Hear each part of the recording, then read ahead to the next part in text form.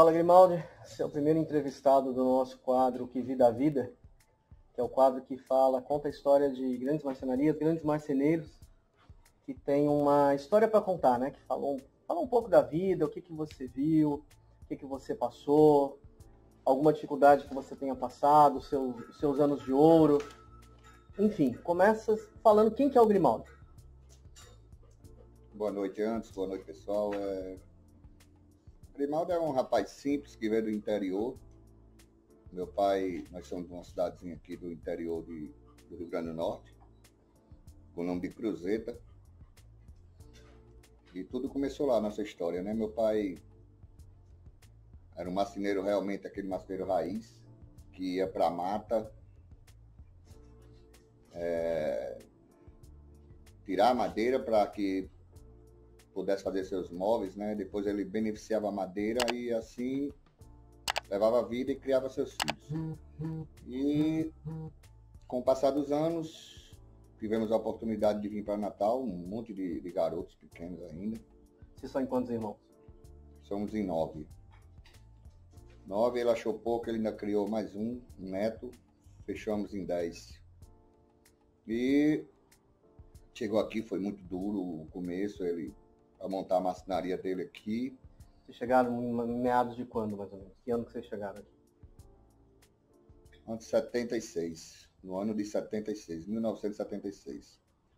E ele conseguiu montar a marcenaria dele aqui e foi dando continuidade à vida dele. Só que aqui uma parte da dificuldade que ele passou é que os móveis que ele fabricava no interior não era a mesma coisa daqui.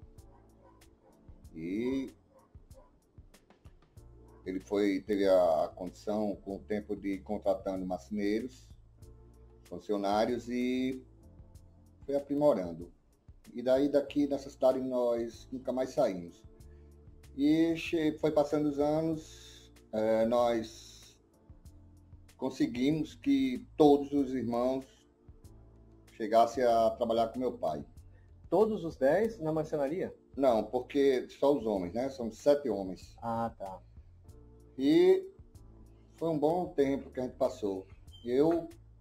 Aí foi onde eu entrei. Com 12 anos de idade, eu fui ser o faxineiro da marcenaria do meu pai.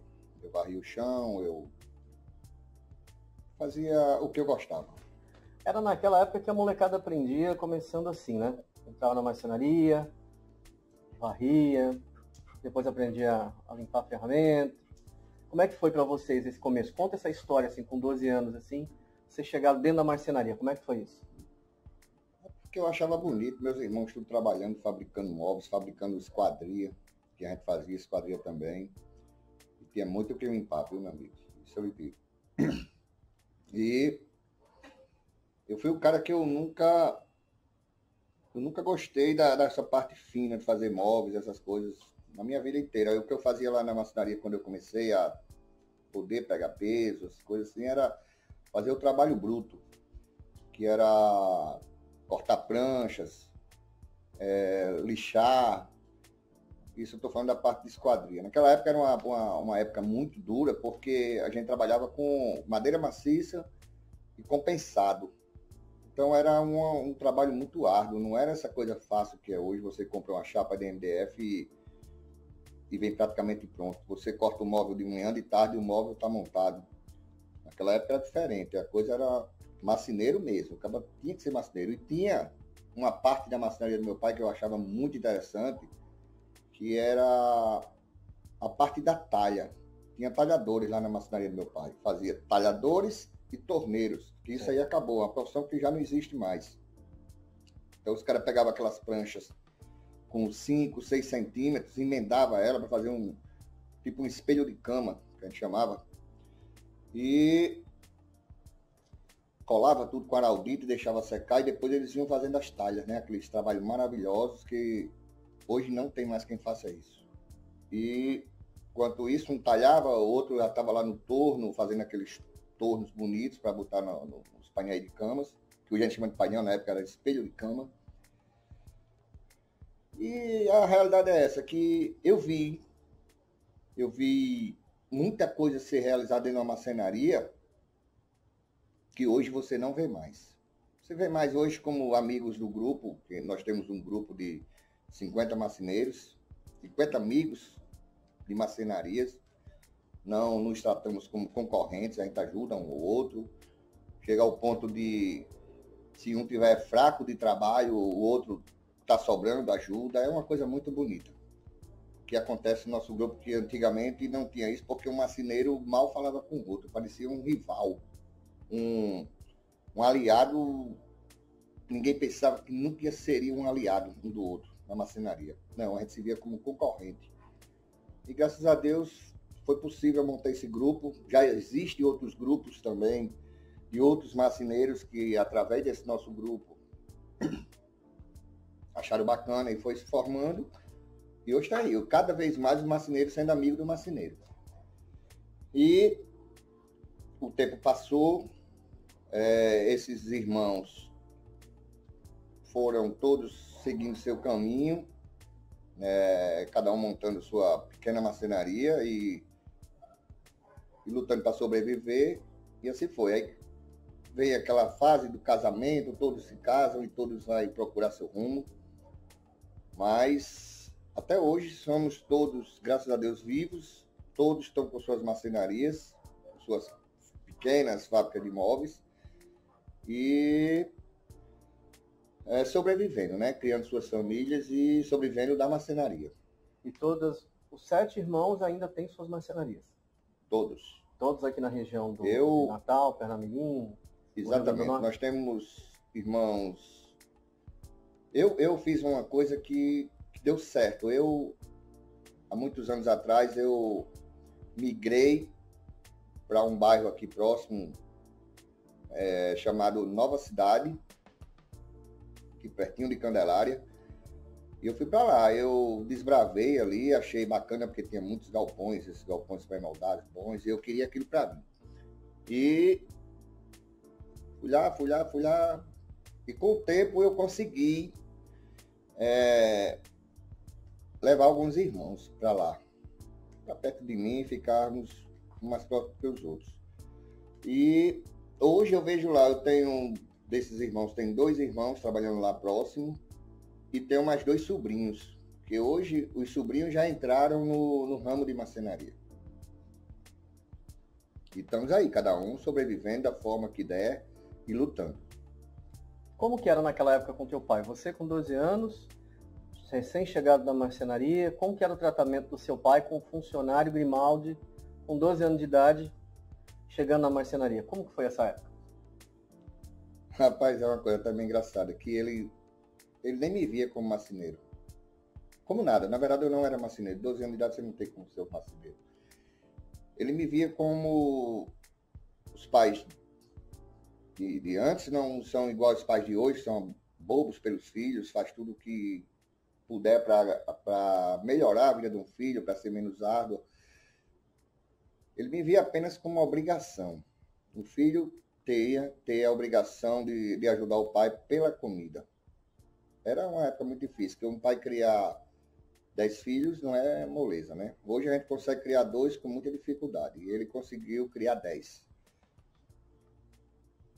E tem uma parte muito engraçada que muitas vezes, não foi só uma vez ou 2 não, ele, naquela época a gente trabalhava o sábado até meio-dia, e quando dava meio-dia ele pagava os funcionários, esquecia de pagar os filhos. Ele não se sentia na obrigação praticamente de pagar os filhos. Então eu disse, eu não vou mais trabalhar, porque eu não recebo dinheiro, o senhor não me vê como funcionário. E assim é levando. Mas trabalhei com ele até 16 anos de idade. Aí um irmão, que eu sou muito ligado a esse meu irmão, ele montou uma pequena marcenaria para fazer cadeiras, centros, aquelas cadeiras diárias, e me levou. Me levou para ajudar ele. Eu fui. E... aí já recebia. Tinha que receber. Me enrolava, mas recebia. Era sabido. Mas eu gostava muito dele. Aprendi muito da vida com ele, sabe? Eu nunca fui de de reclamar o período que eu passei com esse meu irmão, o nome dele é Carlos, e hoje ele é o que está lá perto de mim, próximo à minha marcenaria, e os dois filhos dele já são grandes marceneiros mesmo, sabe? Um com 23 e outro com, acho que tem 28 outro. Já sobrevivem da marcenaria do seu trabalho, graças a Deus. E como que foi esses sobrinhos? Qual que foi a diferença básica entre o seu começo e desses sobrinhos na trajetória como marceneiro? O que você pode colocar assim, como sendo as diferenças?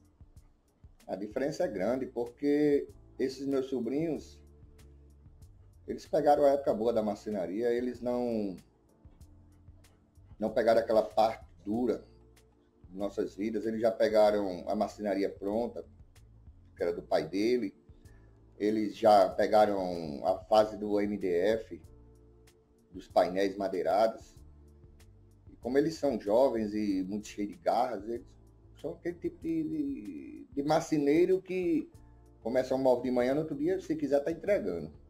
Eles não trabalharam com madeira bruta. E a época da madeira bruta, que graças a Deus eles não pegaram, é que você fazia aqueles guarda-roupas, todo tipo de móvel com um encabeçamento de madeira maciça e um compensado entre essas peças, e depois você tinha que lixar tudo, e tudo moldurado, tudo feito na tupia. A madeira arrepiava muito, você tinha que passar muito tempo lixando manualmente aqueles frisos. E depois vinha para a parte de verniz, que era um verniz chamado, tinha dois tipos naquela época, que chamava-se o bom, que era mais caro, chamava-se goma laca. E o outro, o Brasilac. Brasilac era a borra do... Tinha até um ditado que muitos vernizadores chamavam de casca de barata. Ele é um negócio até gostoso de quebrar. Ele é como se fosse um vidro. E a gente diluía ele no álcool e vernizava aquilo na boneca, né? Chamava boneca. Você pegava um pedaço de algodão, fazia uma bucha bem amaciada e depois invernizava tudo. Entendi. E dos 12 aos 16, quando foi que teu pai te deu o primeiro desafio, assim, o primeiro trabalho que você falou, isso aqui é um desafio que você considerou o seu primeiro trabalho de marceneiro mesmo? Antes, eu não fui pro meu pai, porque meu pai, ele não me deu nenhum trabalho específico para mim assumir essa responsabilidade. Porque lá tinha os marceneiros e tinha os ajudantes. Eu era classificado como ajudante. Mas eu me lembro que com, acho que 18 anos, 17 anos, eu consegui uma cliente, uma senhora, por sinal, que até hoje eu sinto saudade dela, que eu sei que ela não está mais entre a gente. E fui fazer para ela um guarda-roupa e uma cômoda. E meu amigo foi um terror. Saiu tudo troncho. Foi coisa de louco. Naquela época não tinha corrediça. Você sabe que corrediça era um baguetezinho de madeira que a gente colocava, depois dava uma cera para que a gaveta corresse direitinho. E realmente, ela aceitou e ficou muito feliz. Mas eu mesmo, eu não teria recebido não, meu amigo. Ficou muito feio. Ficou muito feio. E com qual madeira que vocês trabalhavam naquela época? Qual era a madeira mais comum que vocês trabalhavam naquela época? Muita madeira boa. Tinha o cedro, a gente ainda pegou o cedro. Na verdade, a embuia. A embuia era uma madeira muito, muito valiosa. Ela amargava, a embuia amargava. O cedro amargava muito mais ainda. Era aquele quando subia o pó, pegava para lixar, né? Para tirar na serra, subia aquele pó. Entra pelo nariz, pela boca. Isso, amigo. Ela amargava muito. O cedro, você quando começava a cortar o cedro numa serra, ele entrava pela sua garganta e amargava, não tinha como. E tinha outras madeiras muito boas de trabalhar. O frejó, que até hoje está aí em evidência. A cerejeira era madeira tão boa que você, quando cortava ela jogava água em você. muito boa. Ela era aquele pó que ela jogava era aquele pó frio, era uma coisa muito boa. Aí tinha uma madeira que eu gostava muito também, era um pouco pesada e dura, chamava-se amarelo cetim. Acho que hoje ainda tem aí no mercado, amarelo cetim. E depois vinha aquelas outras, né? A maçaranduba, o ipê, que o marceneiro sofria muito com o ipê, que ele queima toda a sua pele. E, inclusive, ele causa até tuberculose. Tuberculose, o ipê. O marceneiro, ele tinha naquela época dois. E o marceneiro tinha um pouco de medicina, eu acho, dentro deles. E eles diziam que só tinha duas coisas para no final do expediente para matar o poder dessa madeira chamada ipê, que causava câncer, causava tuberculose. Então os caras diziam, saindo daqui tem que tomar ou leite ou cana. E você sabe que massa dele para tomar leite é meio difícil, né, meu amigo? Então tome cana para cima. Era cana, era cana. E me diga uma coisa, depois que você foi trabalhar com seu irmão, quanto tempo você considera que você teve de evolução até você poder falar, não, agora eu sou marceneiro? Mas esse meu irmão, ele depois que ele casou, aí ele montou um bom galpão para ele, com a casa dele em cima, que o marceneiro antigamente tinha essa mania de querer morar em cima do trabalho. Então ele conseguiu construir o prédio dele embaixo e a casa em cima. E eu fui para lá, era um prédio bom, que é esse meu irmão Carlos, que eu falo que até hoje ele está perto de mim.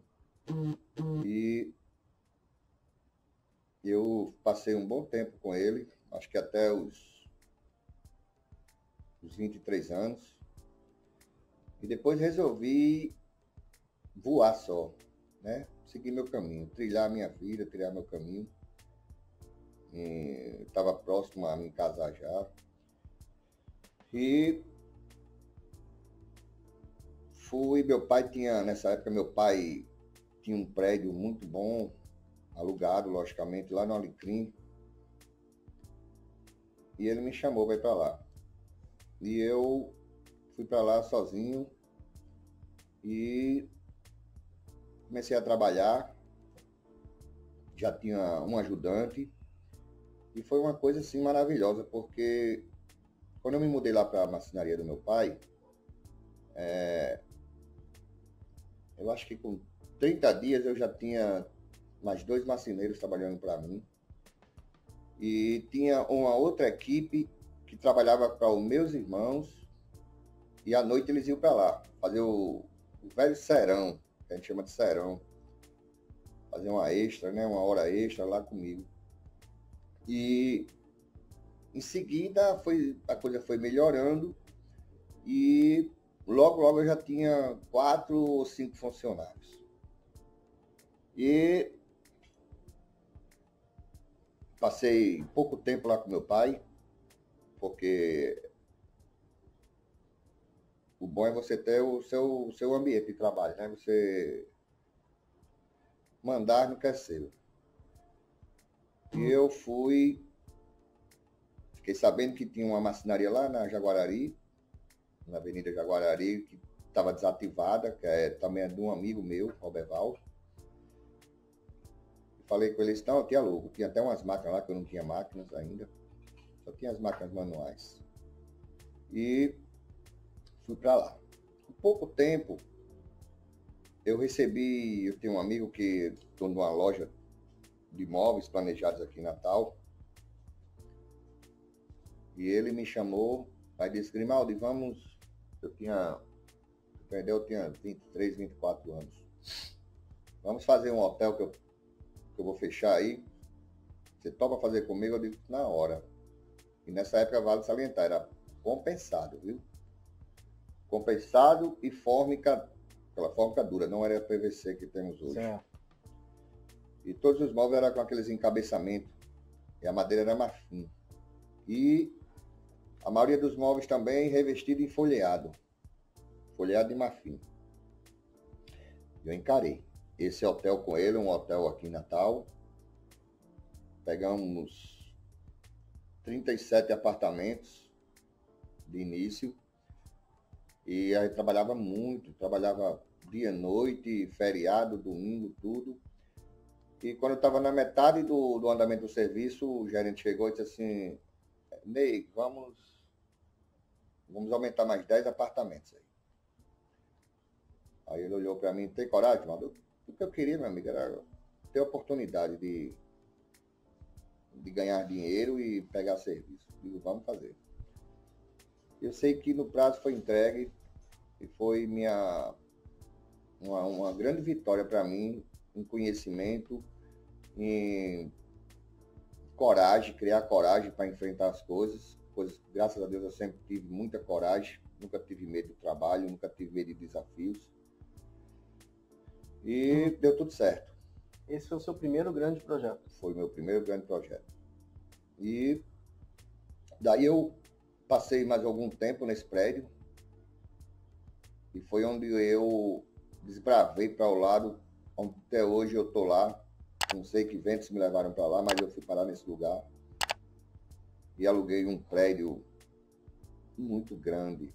E eu me lembro até hoje que eu levei lá num dia de domingo, eu levei meu pai, um cunhado meu e 2 irmãos. Quando eles viram aquele prédio, que era uma coisa gigante para a gente,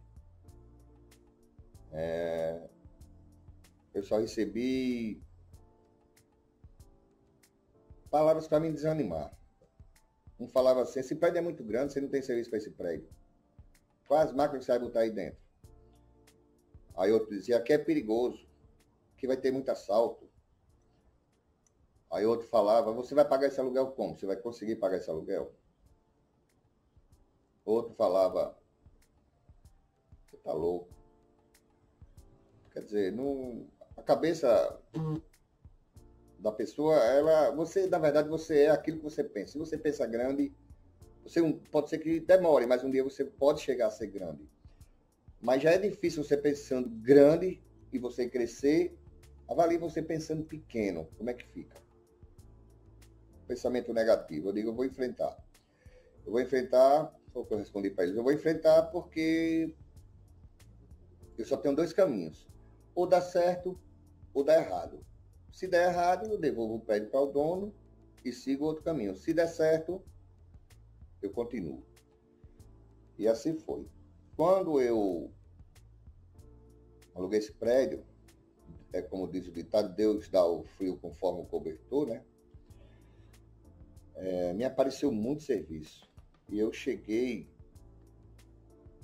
foi numa época muito boa aqui em Natal, do crescimento imobiliário muito grande, de investimento dos italianos, de franceses, estou falando para os que eu trabalhei, de espanhol, me lembro do espanhol, que foi muito bom. Os caras começaram a construir apartamentos, flats, e vender na Itália e entregar mobiliário. Eu me lembro que era muito bom, era muito fácil, foi um período muito bom, porque eu me sentia de muita sorte. Porque o cara me chamava lá, o italiano, que até hoje é meu amigo, ele mora em Natal ainda, e me mandava eu fazer um orçamento rápido. E tipo, eu dizia assim, aqui deu 11 mil reais, ele dizia assim, então vamos fazer 37. Vamos fazer 37. Então era muito fácil. Hoje em dia, pra você pegar uma casa, é muito difícil. Muito difícil chegar e pegar uma casa completa e fechar aquele negócio. A coisa, do início até você fechar, rende muito.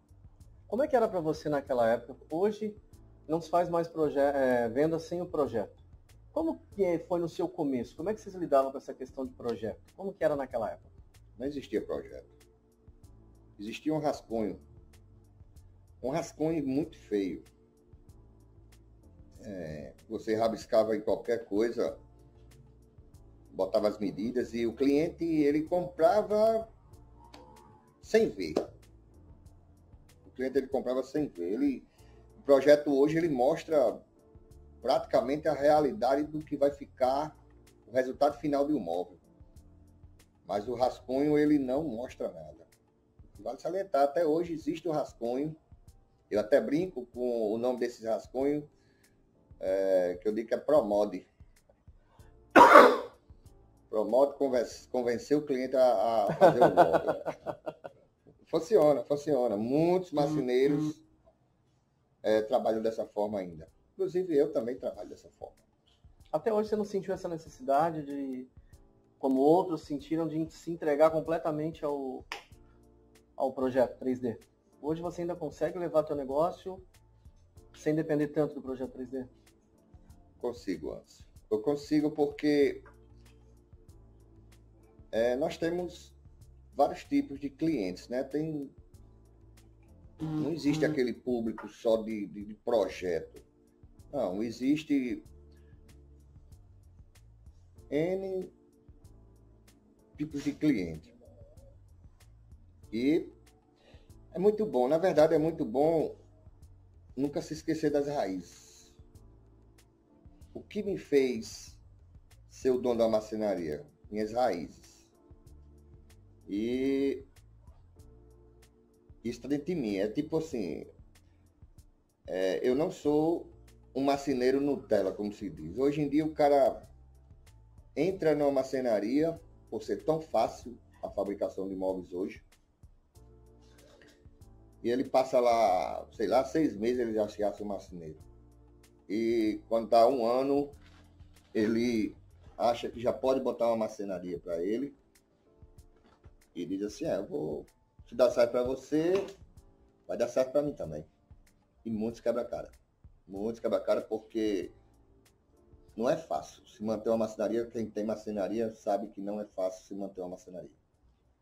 Muito fácil você achar que coloca uma marcenaria e vai dar certo. Não. Porque eu sempre digo isso para meus funcionários. Que a marcenaria, ela não está lá no meu prédio. A marcenaria está na rua, está na minha cabeça. O importante da marcenaria, se eu sair desse prédio, eu digo a meus funcionários, se eu sair daqui para onde eu for, eu levo minha marcenaria. Minha marcenaria é minha cabeça. E os meus clientes estão comigo, eles não estão naquele prédio, eles não estão pelo prédio, porque eles não vai. Hoje em dia, um cliente e um arquiteto, ele não vai mais na marcenaria de ninguém. Eles não têm tempo, é muito corrido, o cara mal tem tempo de cuidar da vida dele, vai estar tendo tempo de estar em marcenaria de ninguém. É aquela relação cliente e dono de marcenaria que é responsável.